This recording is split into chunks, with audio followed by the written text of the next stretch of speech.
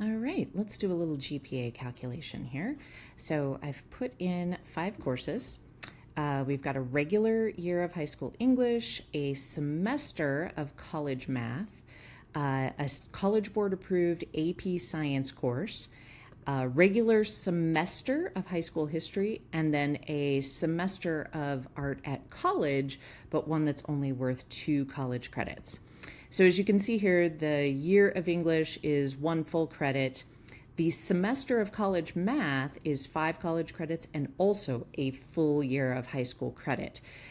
Typically, a full semester course at a college would be worth a year of high school. AP Science, full year, 1 credit. History, half a year, half a credit. So the tricky one here is this art class that was only 2 college credits. That's not really a full semester course. So we can just estimate that to be a 0.5 high school credit. Generally, anything 3 and above can be considered a full year. Anything below that, probably a half of a year would be good. All right, we've got A's and B's here. The unweighted grade points, A's are always 4, B's are always 3. You can do other numbers, A minus, B plus, things like that, but I like to keep it simple and just use the whole numbers. So A's and B's here, 3's and 4's.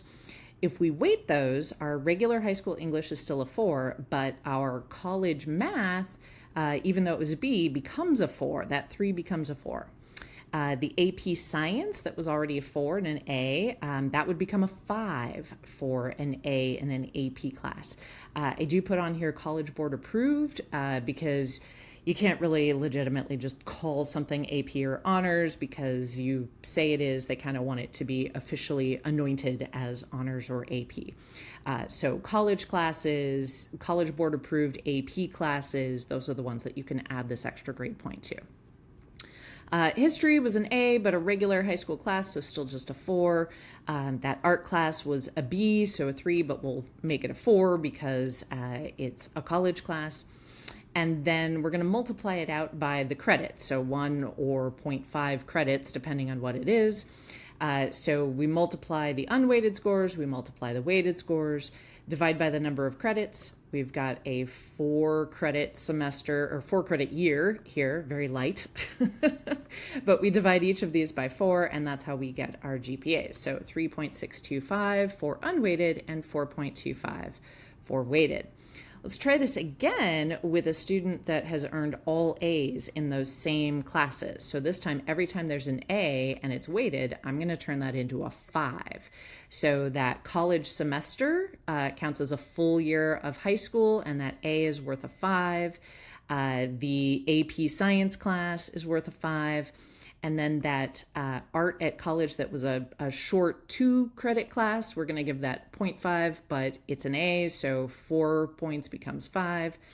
Multiply it out again. Your unweighted GPA then is a 4.0, as you would expect for straight A's.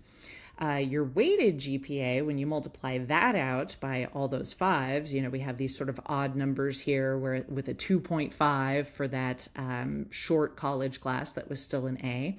Multiply that out, and now our student has a 4.625. Pretty impressive.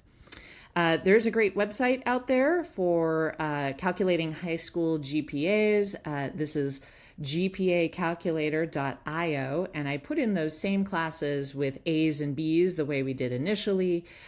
Weighted, you can see that's a 4.25. You can just toggle that to unweighted and see the 3.63.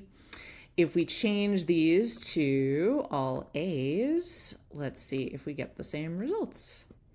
All right, so now we've got, 4.63 weighted and a 4.0 unweighted. So with these tools, you should be able to come up with your unweighted and weighted GPAs. Good luck.